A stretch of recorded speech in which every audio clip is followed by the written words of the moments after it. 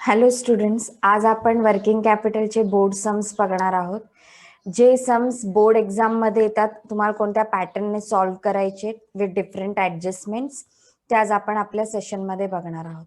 आपण स्टार्ट करूया with question number 1.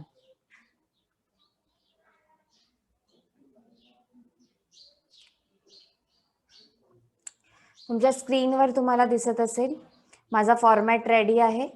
जसं मी तुम्हाला सांगितलेलं आहे की तुम्हाला तुमचा फॉर्मॅट या पद्धतीनेच ड्रॉ करायचा आहे. माझा फॉर्मॅट रेडी आहे. आपण क्वेश्चन बघूया.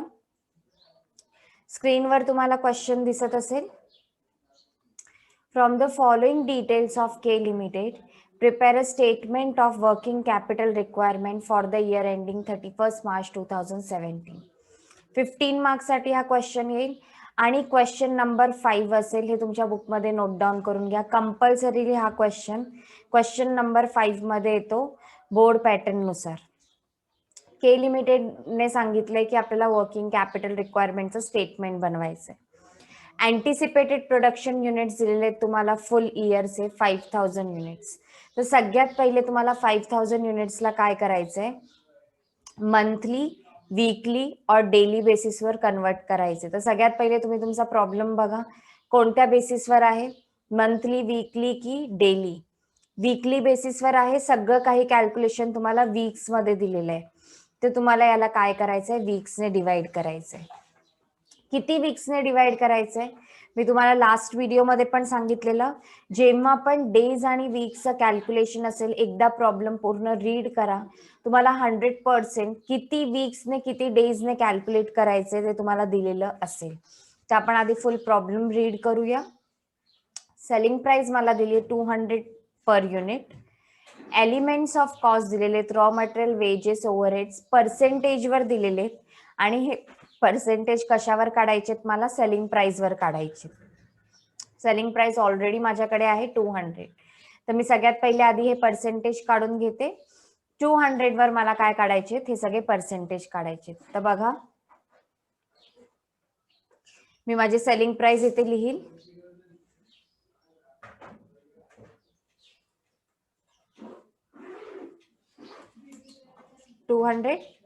रॉ मटेरियल होता 60%, तर मी 200 मल्टिप्लाय बाय इथे करेल 60%.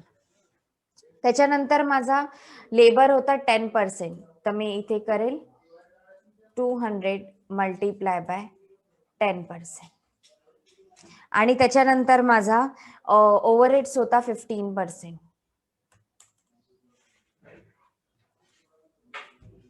सगळ्यांची टोटल करेल तर 130, 120 प्लस 20, 140 प्लस 30, तर माझी टोटल कॉस्ट येईल 170. प्रॉफिट येईल 30 बिकॉज माझा सेल्स आहे 200. 200 minus 170 is equal to 30 rupees. इथपर्यंत क्लिअर आहे. नेक्स्ट मी पुढच्या इन्फॉर्मेशन रीड करते. रॉ मटेरियल मला दिलेले 3 वीक्स, ठीक आहे. फिनिश गुड्स मला दिलेले आहे 6 weeks production. 70% of sales will be on credit and credit period would be on an average 6 months. Credit sales म्हणजे काय, डेटर्स. तर ही पूर्ण जी इन्फॉर्मेशन आहे ती कसली आहे, डेटर्सची आहे. टोटल सेल्स पैकी फक्त 70%च क्रेडिटवर आहे. मग ऑटोमॅटिकली 30% कशावर होईल, इथे कॅशवर होईल. आतापर्यंत जितकेही सम्स आपण पाहिलेले त्याच्यात आपण हे पाहिलेलं की कॅशची इन्फॉर्मेशन दिलेली असायची, क्रेडिटची इन्फॉर्मेशन मी काढायची. पण आता या सम मध्ये क्रेडिट इन्फॉर्मेशन दिली आहे, तर उरलेली काय असेल, कॅश. तर फक्त क्रेडिटचे तुम्हाला 70% घ्यायचे. किती मंथसाठी, 6 मंथसाठी. बुकमध्ये नोट डाऊन करा. सेल्स इन्फॉर्मेशन कशासाठी आहे, डेटर्ससाठी आहे. The suppliers of raw material will give credit of 3 weeks. इथे काय दिलेले, 3 वीक्स तुम्हाला दिलेले. तर 3 वीक्सने तुम्हाला क्रेडिटर्स काय करायचे, रेकॉर्ड करायचे. Time lag in payment of wages and overheads will be 3 weeks. Wages and overheads म्हणजे outstanding wages and outstanding overheads 3 weeks. Cash and bank balance directly तुम्हाला दिलेला आहे. डेटर सेलिंग प्राइस वर कॅल्क्युलेट करायचे. कंपनीने सांगितलंय की 50 वीक्स आहेत पूर्ण इयर मध्ये. तर वरती जे 5000 युनिट्स आहेत त्याला तुम्ही कशाने डिवाइड कराल? 50 ने. And all activities are evenly spread during the year. तर चला आपण सगळ्यात पहिले 5000 ला काय करूया? Divided by 50 weeks is equal to किती येतील? 5000 ला जेव्हा 50 ने डिवाइड कराल तेव्हा 100 युनिट्स पर वीक. तुम्ही तुमच्या कॅल्सीवर डिवाइड करून बघा, तुमचा आन्सर एवढं येईल. ओके. आता माझे युनिट सगळ्या ठिकाणी किती होतील? 100 होतील. तर मी ते 100 लिहून घेते.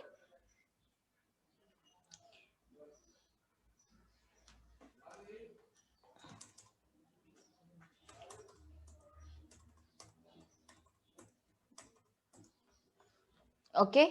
रॉ मटेरियल साठी काय अप्लाय होतं? रॉ मटेरियल किती युनिट पर युनिट आहे? 120. आपण बघूया वीक्स किती दिलेले. रॉ मटेरियलची इन्फॉर्मेशन दिली आहे 3 वीक्स. तर मी इथे लिहील 3.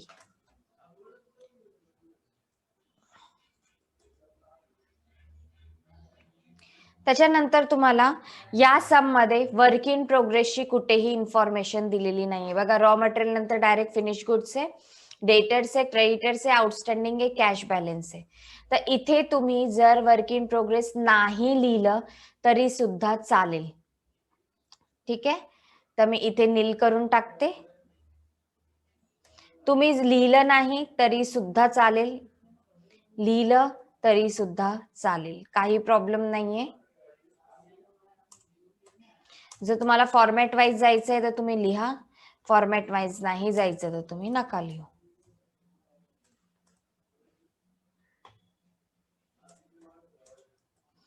फिनिश गुड साठी आपण अप्लाय करतो टोटल कॉस्ट किती आहे? 170. फिनिश गुडचे किती दिलेले आहेत तुम्हाला? 6 वीक्स. तर मी इथे लिहिल 6. डेटेड साठी मला सांगितलेले 70%. तर मी इथे ब्रॅकेट मध्ये मेन्शन करते 70%. डेटेड साठी आपण सेलिंग प्राइस सांगितलेली आहे आणि अशी आपण सेलिंग प्राइसेस घेतो. किती वीक्स आहेत डेटरचे? 6 वीक्स. इथे येईल 6. कॅश अँड बँक बॅलन्स किती दिलेला आहे तुम्हाला? 25,000. तर मी इथे लिहील 25,000. आता मला कॅल्क्युलेशन करायचंय.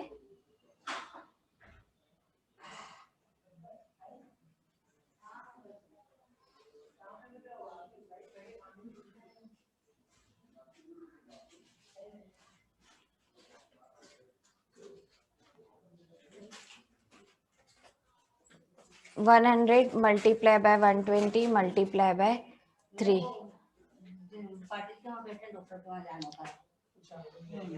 100 मल्टीप्लाय बाय 170 मल्टीप्लाय बाय 6.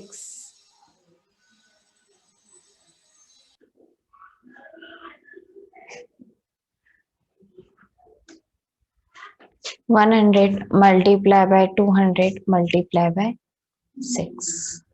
जर टोटल येईल 2,83,000. 2,83,000. बट इथे मी काय करेल? 70% अप्लाय करेल, बिकॉज इथे मला काय सांगितलंय? डेटर 70% सांगितले. तर माझी टोटल येईल 2,47,000. आता मला क्रेडिटर्स वर अप्लाय करायचे, आउटस्टँडिंग वर अप्लाय करायचे.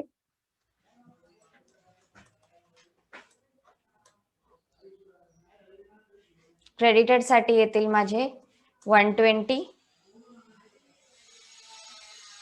क्रेडिटरचा पिरियड दिलेला आहे तुम्हाला इथे 3 वीक्स. तर इथे मी लिहील 3 वीक्स. आउटस्टँडिंग वेजेसचा तुम्हाला पिरियड दिलेला आहे 3 वीक्स. तर इथे सुद्धा मी लिहील 3 वीक्स. वेजेस साठी लेबरचा आपण पर युनिट घेऊ आणि ओव्हरहेड साठी आपण ओव्हरहेडचा. मला इथे आता कॅल्क्युलेशन्स करायचे.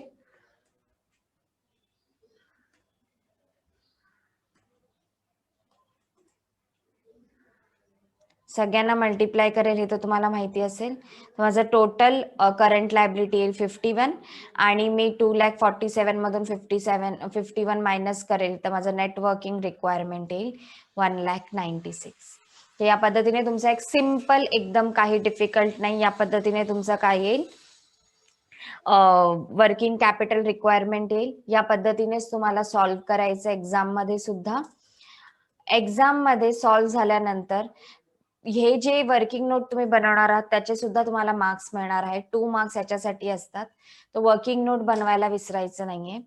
या समसाठी तुमचं 1,96,000 हे तुमचं काय आहे, फायनल आन्सर आहे. तुम्ही तुमच्या बुकमध्ये काय करू शकता, नोट डाऊन करून घेऊ शकता. अजून एक सम बघूया आपण, सेम बोर्ड पॅटर्नचा. स्क्रीनवर दिसत असेल तुम्हाला. You are required to prepare a statement showing the requirement of working capital of S limited. Forecast level of activities 52,000 units. Weeks मध्ये सम आहे दिसत असेल आणि ब्रॅकेटमध्ये तुम्हाला दिलेला आहे 52 वीक्स. तर तुम्हाला 52,000 ला काय करायचंय, 52 वीक्स मध्ये काय करायचंय, कन्वर्ट करायचंय. Divided by 52 weeks is equal to तुमचे युनिट्स येतील 1000 युनिट्स पर वीक. ओके, या पद्धतीने तुमचं कॅल्क्युलेशन राहील. नेक्स्ट पार्ट आपण बघूया. आता या सम मध्ये एक न्यू थिंग आहे. तुम्हाला ओव्हरहेड्स 2 टाईपचे दिलेले आहेत. एक मॅन्युफॅक्चरिंग ओव्हरहेड आणि एक selling and distribution overhead. Manufacturing overhead नेहमी टोटल कॉस्ट कॅल्क्युलेट करताना घेतात. वर्किंग कॅपिटल वर्किंग नोट मध्ये फक्त वर्किंग जे आपण करतो, वर्क इन प्रोग्रेस मध्ये जे काही पार्ट्स असतात त्याच्यात फक्त मॅन्युफॅक्चरिंग ओव्हरहेड कॅल्क्युलेट केलं जातं, कारण ते फॅक्टरीशी रिलेटेड असतं. सेलिंग डिस्ट्रीब्युशन ओव्हरहेड कॅल्क्युलेट केलं जात नाही. सेलिंग डिस्ट्रीब्युशन ओव्हरहेड सेल्सशी रिलेटेड असतं, त्याचं प्रोडक्शनशी घेणं देणं नसतं. त्याच्यामुळे आपण जी टोटल कॉस्ट घेतो वर्क इन प्रोग्रेससाठी, जी वर्किंग नोटमध्ये असते, त्यात आपण फक्त मॅन्युफॅक्चरिंग ओव्हरहेड कन्सिडर करतो. Selling and distribution overheads consider करत नाही. त्याला आपण फुल्ली काय करतो, इग्नोर करतो. म्हणून जेव्हा मी कॉस्ट स्ट्रक्चर बनवेल तेव्हा मी फक्त रॉ मटेरियल घेईल, लेबर घेईल आणि प्रोडक्शनशी रिलेटेड जो पार्ट आहे तो घेईल, म्हणजे मॅन्युफॅक्चरिंग ओव्हरहेड. मी सेलिंग डिस्ट्रीब्युशन ओव्हरहेडला काय करेल, इग्नोर करेल. तर रॉ मटेरियल किती आहे माझा इथे, 400 आहे. लेबर किती आहे माझा, 150. आणि मॅन्युफॅक्चरिंग ओव्हरहेड किती आहे माझा, 200. तर माझी टोटल कॉस्ट इथे येणार आहे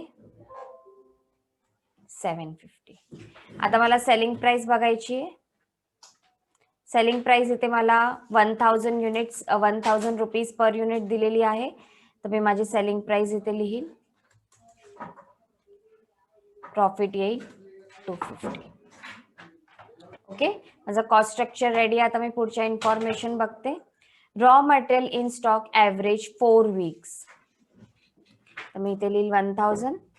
रॉ मटेरियल आहे माझा 400 आणि इथे रॉ मटेरियलचे वीक्स किती दिलेत मला, 4 वीक्स. तर मी इथे लिहिल 4 वीक्स. कॅल्क्युलेशन करून ठेवते. मल्टिप्लाय. नेक्स्ट इन्फॉर्मेशन दिलेली आहे. Credit allowed by supplier average 4 weeks. Supplier म्हणजे तुमचे क्रेडिटर्स वाला पार्ट आहे 4 वीक्सचा. तर मी इथे लिहिल 1000. क्रेडिटरसाठी आपण रॉ मटेरियलच घेतो 4 वीक्स. माझा कॅल्क्युलेशन ऑलमोस्ट सेमच राहणार आहे, तरी पण मी मल्टिप्लाय करते.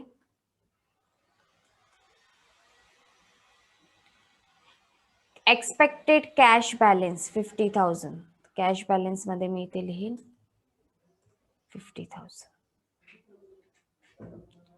नेक्स्ट आहे work in process average 4 weeks.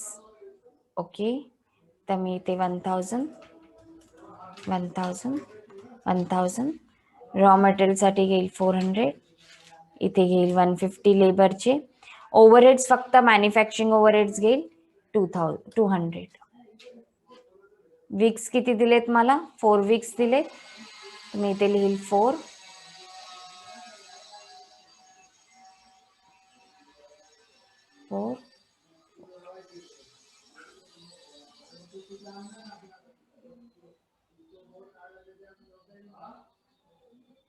Calculation करताना लक्ष द्यायचंय जो मटेरियलचा पार्ट आहे, मटेरियलचा पार्ट 100% येईल, बट जो लेबर आणि ओव्हरहेडचा पार्ट आहे तो वर्क इन प्रोग्रेस मध्ये नेहमी किती येतो?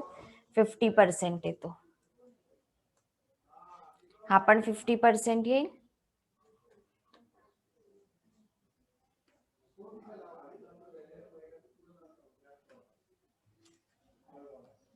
हा पण 50% येईल. नेक्स्ट आहे credit allowed to customer. Customer average 8 weeks म्हणजे तुमचे डेटर्स. इथे डेटर्स मध्ये काही कॅश आणि क्रेडिट असं दिलेलं नाहीये. तर 1000 डेटरसाठी आपण घेतो सेलिंग प्राइस आणि इथे येईल 8 वीक्स.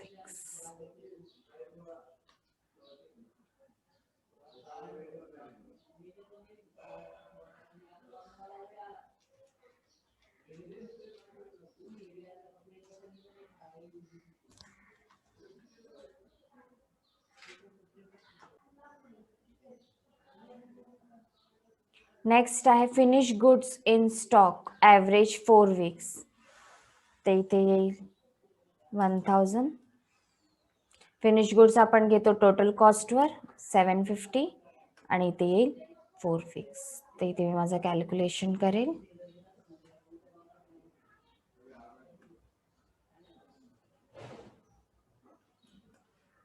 30 lakhs. तर टोटल माझं करंट ॲसेट येणार आहे 1,49,50,000.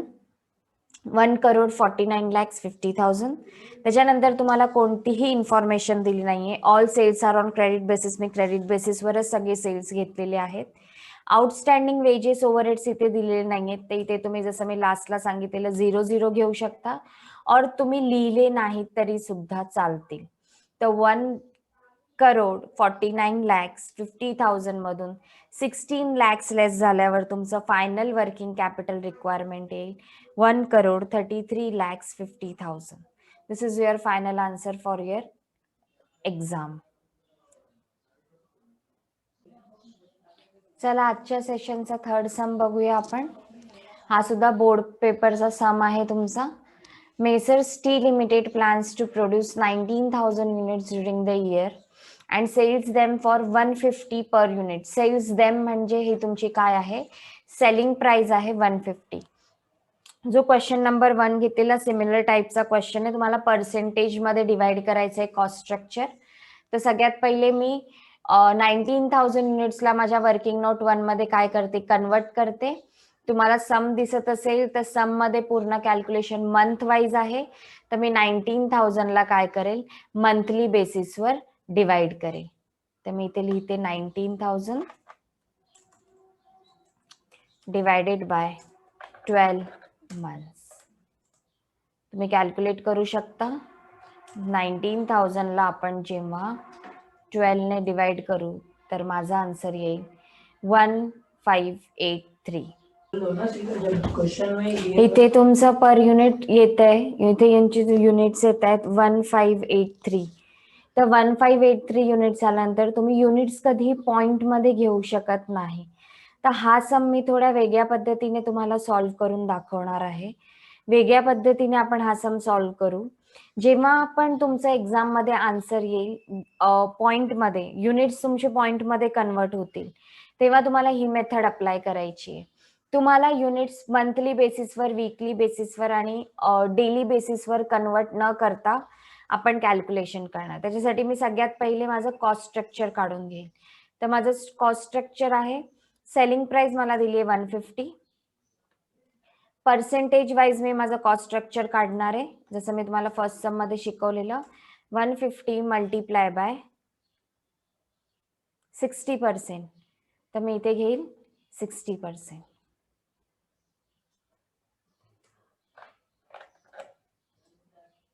त्याच्यानंतर येईल माझा 150 मल्टिप्लाय बाय सेकंड पर्सेंटेज आहेत माझे 15% अँड थर्ड पर्सेंटेज आहेत माझे 10%.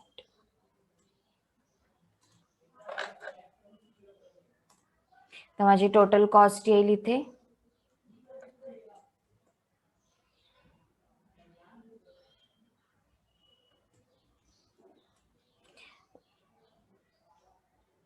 127.5. आता मी याला जेव्हा मायनस करेल तेव्हा माझा प्रॉफिट येईल 22.5. तुम्ही हे पर युनिट काढून घ्यायचे आणि जे टोटल युनिट्स आहेत, आता जे इथे 1833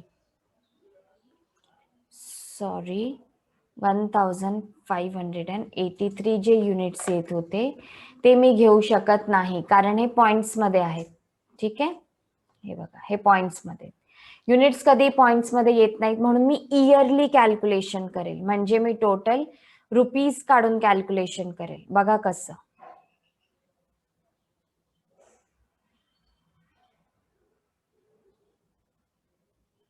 ओके, पर ॲनम रुपीज. कसे काढेल हे पर ॲनम रुपीज?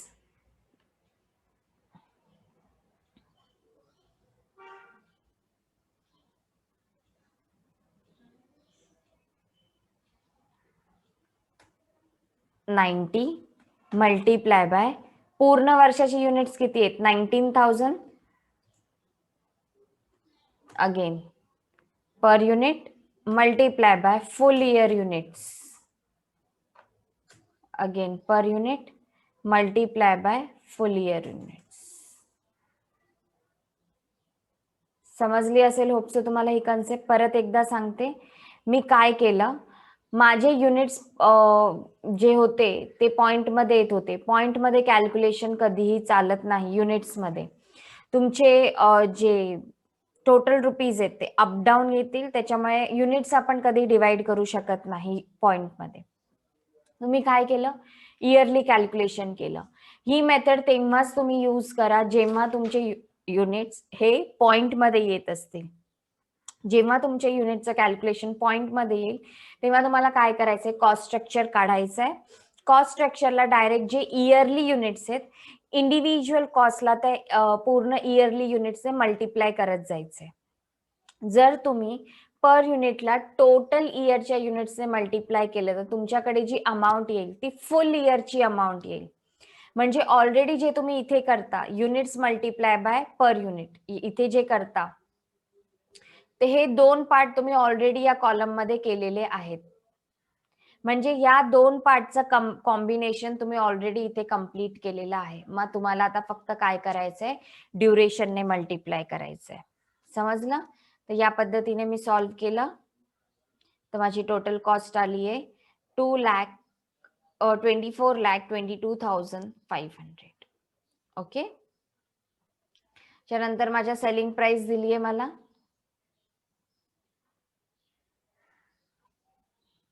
प्रॉफिट आधी काढून घेऊया. मल्टीप्लाय बाय 19,000 आणि सेलिंग प्राइस मला दिली 150 इंटू 19,000 28,50,000. तुम्ही याच्यातून ही मायनस केली तर तुम्हाला प्रॉफिट सुद्धा सेम मिळणार आहे 4,27,500.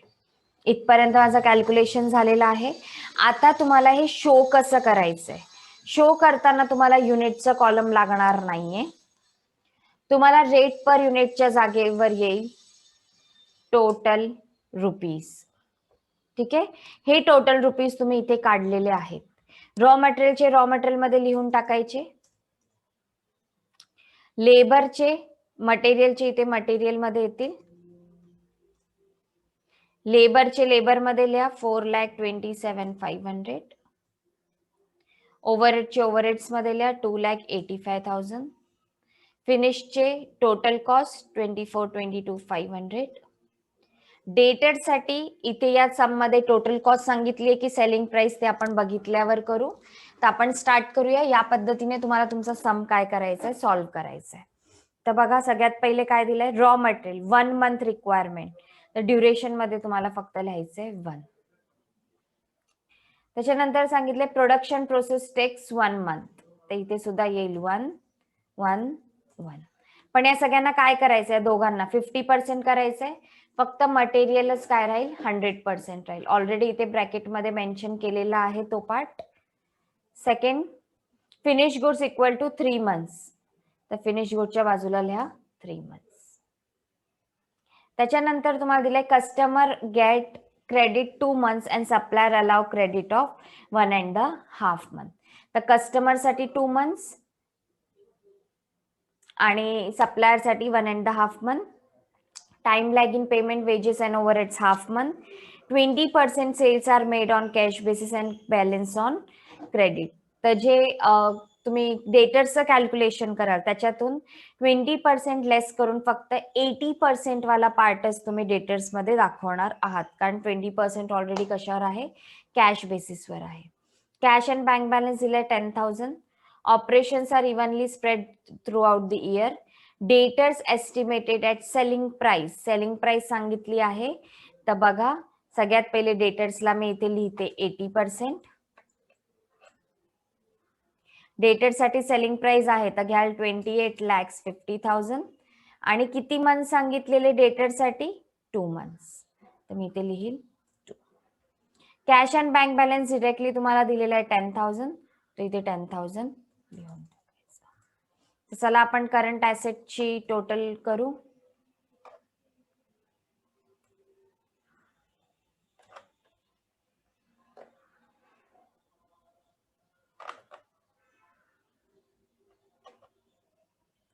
अगेन मल्टिप्लाय बाय 50%, कारण ओव्हरहेड्स आणि लेबर काय होतात वर्क इन प्रोग्रेस मध्ये 50% होतात.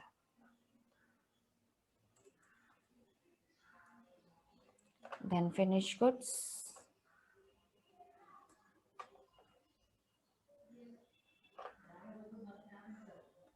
इथे किती येतील 80%. तुमचं टोटल करंट ॲसेट आलेला आहे. तुमच्या समोर क्लिअर आहे टोटल करंट ॲसेट. इथपर्यंत आपलं कॅल्क्युलेशन झालेलं आहे. पण आता मी डायरेक्टली काय केलं, टोटल पर ॲनमच्या रुपीजला ड्युरेशनने मल्टिप्लाय केलं. मला टोटल पर ॲनमच्या रुपीजला जेव्हा मी ड्युरेशनने मल्टिप्लाय करेल तेव्हा माझं जे काही आन्सर येईल ते पूर्णच्या पूर्ण इयर वाईज येईल, फुल इयरचं येईल. बट मला ऑलवेज काय करायचं असतं, इथे डिवायडेड बाय मंथ्स करायचे असतात, जे मी केलेले नाहीयेत. हे माझं पर ॲनमचं आहे, मी त्याला एकाने मल्टिप्लाय करते तर मी पूर्ण इयरला मल्टिप्लाय करते, कारण हे फुल इयर आहे. मी त्याला एकाने मल्टिप्लाय केलं म्हणजे मी त्याला एका वर्षाने मल्टिप्लाय केलं. पण मला असं नाही दाखवायचंय, मला काय दाखवायचं, मी 1 monthने मल्टिप्लाय करते. तर मी इथे कॅल्क्युलेशन करेल पर ॲनमचं, इथे मी कॅल्क्युलेशन करेल पर मंथचं. डिफिकल्ट नाहीये, सगळ्यांना डिवायडेड बाय काय करा, 12 करा. जे पण तुमचे पर ॲनमचे आन्सर आले त्यांना डिवायडेड बाय काय करा, 12 करा. या पद्धतीने तुम्हाला इथपर्यंत यायचंय. हे पॉइंटला कन्वर्ट करून टाका. 17,813. 10,000 जे होते, आता ही जी टोटल आहे ती कसली टोटल आहे, इकडची टोटल आहे. तुम्ही इथे लिहून टाकली.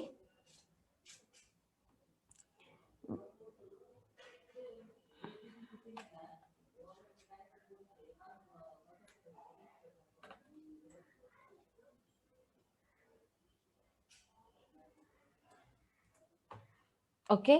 आता हे जे 10,000 आहेत त्याला मला डिवाइड नाही करायचं, ते ऑलरेडी आहे तसेच दिलेले आहेत तुम्हाला. त्याला डिवाइड करायची गरज नाहीये. ते तुम्हाला इयरली मंथली असे दिलेले नसतात, ते गिवन बेसिसवर असतात. तुम्हाला आता यांची टोटल घ्यायची.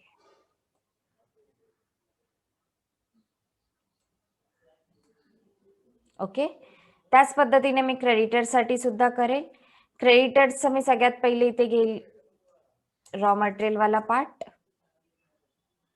मंथ्स किती दिलेत क्रेडिटर्सचे, 1.5 month, म्हणजे मी इथे लिहू शकते 1.5. त्याच्यानंतर किती दिलंय, हाफ मंथ. वेजेस आणि ओव्हरहेडसाठी हाफ मंथ दिलंय. वेजेसचा पार्ट घेईल मी 4,27,500, 0.5. हाफ म्हणजे 0.5, 2,85,000, 0.5. मल्टिप्लाय करेल, सेम सगळ्यांना इथे मल्टिप्लाय करेल तर माझा आन्सर येईल हे. याची टोटल मी इथे घेईल.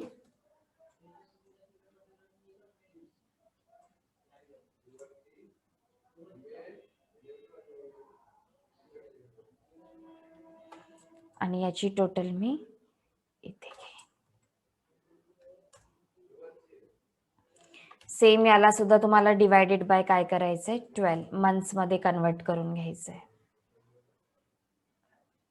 ओके, सगळ्यांना डिवायडेड बाय 12 करा, मंथ्स मध्ये कन्वर्ट होईल. याला राऊंड ऑफ करा 17813.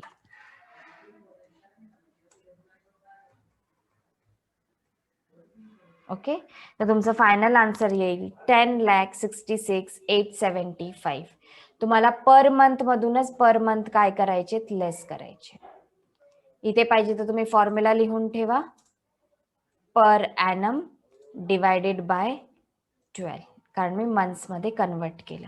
जे पण पर ॲनमचं कॅल्क्युलेशन तो सगळ्यांना डिवायडेड बाय 12 केलं म्हणजे माझं मंथ्स मध्ये कन्वर्ट होतील आणि तुमचं फायनल आन्सर येईल नेट वर्किंग कॅपिटल रिक्वायरमेंट 10,66,875.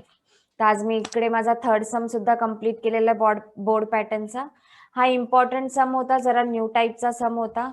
1-2 वेळा रिवाइंड करून पहा, बुकमध्ये नोट डाऊन करा आणि समजून घ्यायचा प्रयत्न करा, म्हणजे काही डाऊट राहणार नाही.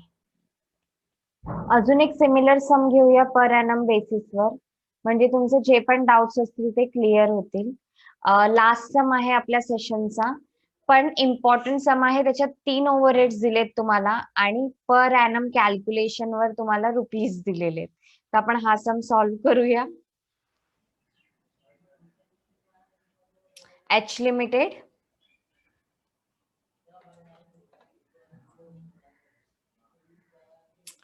आता इथे डेज मध्ये कॅल्क्युलेशन आहे, तर मी माझ्या फॉर्मॅट मध्ये इथे डिवायडेड बाय करते जेवढे डेज दिलेले असतील. सम मध्ये तुम्हाला डेज दिलेले असतात. लास्टला 10th वाला जो पॉइंट आहे त्याच्यात तुम्हाला दिलेले 300 डेज. तर तुम्हाला इथे 300 डेज काय करायचे कन्वर्ट करायचे. तर इथे मी लिहीन 300. या कॅल्क्युलेशन मध्ये तुम्हाला 99% वर्किंग नोट करायची नीड नाहीये. ठीक आहे, डायरेक्टली तुम्ही आन्सर सॉल्व्ह करू शकता आणि याच्यात तुम्हाला मार्क्स सुद्धा कट होणार नाहीत.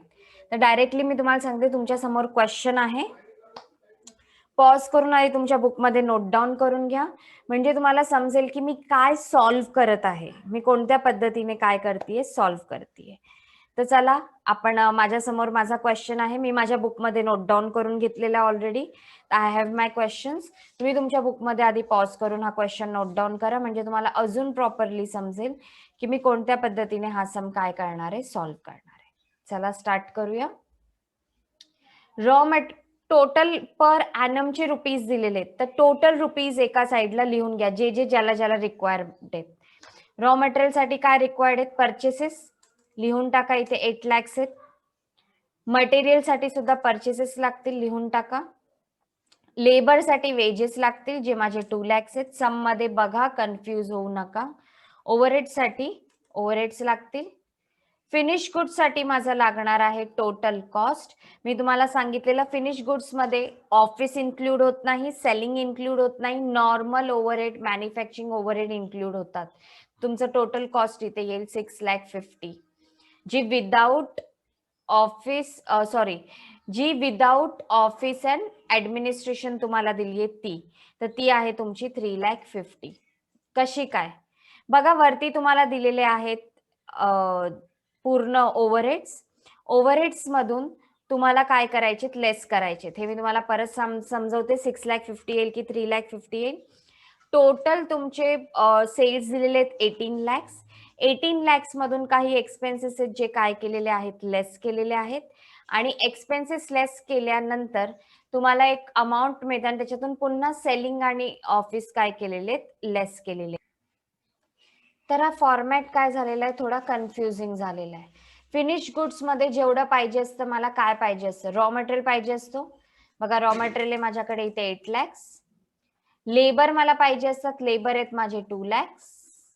आणि मला पाहिजे असतो नॉर्मल ओव्हरहेड जो मला दिलेला आहे 1,50,000. तर माझी टोटल कॉस्ट किती येणार आहे, 10 + 1,50,000 11,50,000. तर मी इथे घेणार आहे माझे 11,50,000. मी कन्फ्यूज झाली फॉर्मॅट बघून, त्या पद्धतीने तुम्ही सुद्धा होऊ शकता. तर तुम्ही अशी वर्किंग नोट बाजूला वर्किंग नोट नाही केली, जस्ट कॅल्क्युलेशन केलं, तरी सुद्धा चालेल. डायरेक्टली फॉर्मॅट मधून बघाल तर माझ्यासारखे तुम्ही सुद्धा कन्फ्युज व्हाल. तर तुम्हाला काय करायचंय, सेपरेटली नोट डाऊन करून घ्या काय काय येतं टोटल कॉस्ट मध्ये, रॉ मटेरियल, लेबर आणि ओव्हरहेड्स. मी रॉ मटेरियल, लेबर आणि ओव्हरहेड्स काय केलेले तिथे नोट डाऊन करून घेतलेले. तर माझे 11,50,000 येईल. डेटर साठी इथे काय इन्फॉर्मेशन दिली आहे ती आधी बघूया. रॉ मटेरियलचे 30 डेज आहेत, फिनिश गुड्स झालं माझं नोट डाऊन करून. प्रोसेसिंग पिरियड साठी 20 डेज आहेत, म्हणजे work in progress.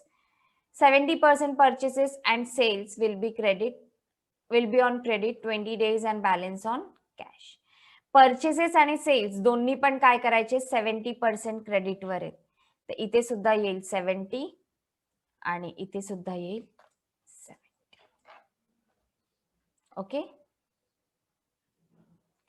Wedges, office administration तुम्हाला आउटस्टँडिंग दिलेले, ते मी तुम्हाला सांगते कोणत्या पद्धतीने करायचंय. कॅश अँड बँक बॅलन्स दिलाय आणि डेटरची इन्फॉर्मेशन दिली आहे. 300 डेज आहेत पूर्ण इयर मध्ये हे दिलेले, तर मी ऑलरेडी इथे नोट डाऊन केलेले आहेत. तर डेटरची सेलिंग प्राइस दिली आहे, तर सेलिंग प्राइस किती आहे तुमची, 18 lakhs. वरती दिलाय बघा सेल्स, तर मी ते लिहील 18 lakhs. Cash and bank balance तुम्हाला डायरेक्टली दिलेला आहे, तो डायरेक्टली लिहून घ्या 78,000.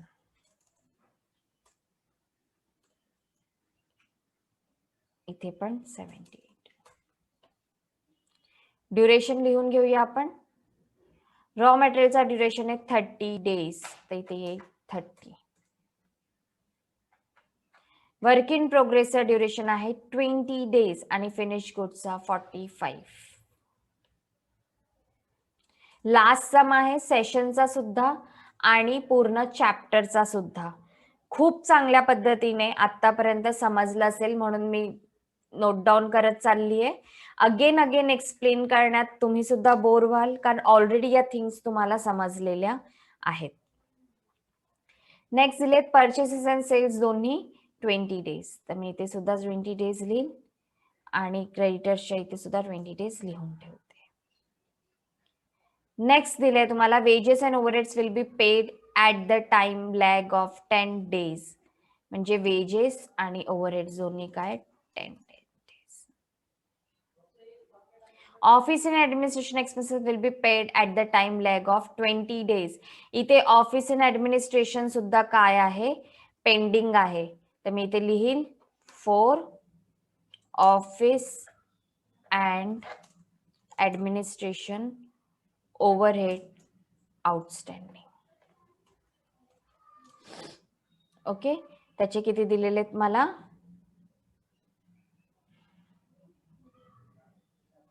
20 डेज 20. ओके, या पद्धतीने जे सेपरेट दिले ते तुम्हाला सेपरेटली काय करायचंय, लिहून घ्यायचंय. ओव्हरहेड्स मीन्स ओनली मॅन्युफॅक्चरिंग वाला ओव्हरहेड, आणि सेपरेट एखादा ओव्हरहेड दिला तर तो सेपरेटली तुम्हाला लिहून घ्यायचा आहे. त्याच्यानंतर एक्सपेक्टेड कॅश बॅलन्स झालं. ओके, सगळ्या थिंग्स क्लिअर आहेत. आता मला फक्त इथे काय करायचे अमाऊंट. तर क्रेडिटेड साठी तुम्हाला माहिती आहे रॉ मटेरियलची अमाऊंट घेतात, वेजेस साठी लेबरची अमाऊंट घेतात आणि ओव्हरहेड साठी ओव्हरहेडची अमाऊंट. मॅन्युफॅक्चरिंग वाला ओव्हरहेड हा नॉर्मल ओव्हरहेड. आणि ऑफिस अँड ऍडमिनिस्ट्रेशनच्या ओव्हरहेडची अमाऊंट तुमच्या सम मध्ये दिलेली आहे बघा. ऑफिस अँड ऍडमिनिस्ट्रेशन किती आहे, 1,80,000. तर इथे डायरेक्टली तुम्ही लिहाल 1,80,000. आता तुम्हाला याला फक्त सगळ्यांना कॅल्क्युलेट करायचंय. चला कॅल्क्युलेट करूया.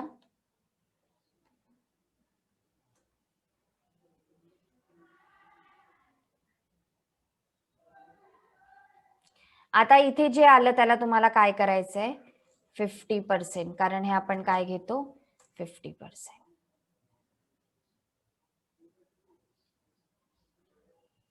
बाकीचे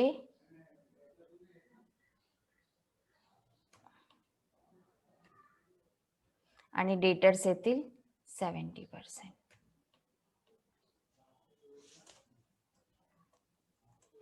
हे तुमचं काय झालं, इयर वाईज कॅल्क्युलेशन झालं. इथे तुमचं इयर वाईज कॅल्क्युलेशन झालेलं आहे.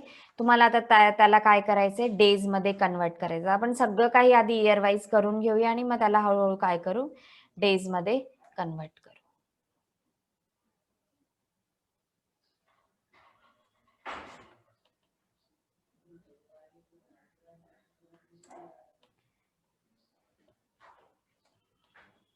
8 lakhs multiply by 20 multiply by 70%. Outstanding wedges सुद्धा 2 lakhs multiply by 10.